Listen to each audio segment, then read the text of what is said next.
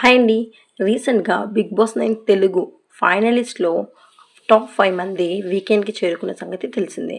అయితే వీకెండ్ మస్తీలో భాగంగా 'big boss' హౌస్‌లోకి శ్రీనిధి గారు, శ్రీముఖి గారు, అలాగే యాంకర్ ప్రదీప్ వచ్చి వారిని అలరించిన సంగతి మనం ప్రోమోలో చూసేసాం.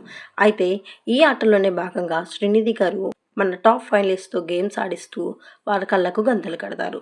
ఆటలో భాగంగా మన కళ్యాణ్ పడాలా గారికి తలకు గాయమైన విషయం మనం ప్రోమోలో చూసాం. అంతేకాదండి, కేవలం కళ్యాణ్ పడాలకే కాదు, మరొక కంటెస్టెంట్‌కి కూడా బలమైన గాయం తగిలిందని మనం గమనించవచ్చు.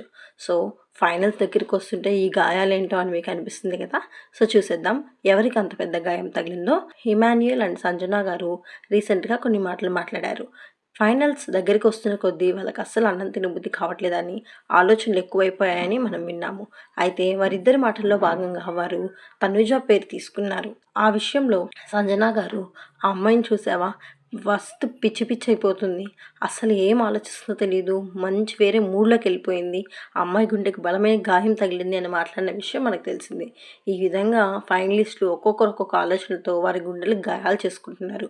బయటేమో నువ్వా నేనా అన్నట్లుగా తనుజ అండ్ కళ్యాణ్ గొడవ పడుతుంటే, లోపలేమో నాకు నువ్వు నీకు నేను అని వాళ్ళిద్దరూ స్నేహంగా ఉంటున్నారు. దీనిపైన మీ ఒపీనియన్ ఏంటి? అండ్ ఈసారి ఫైనల్స్ ఎలా ఉండబోతుంది?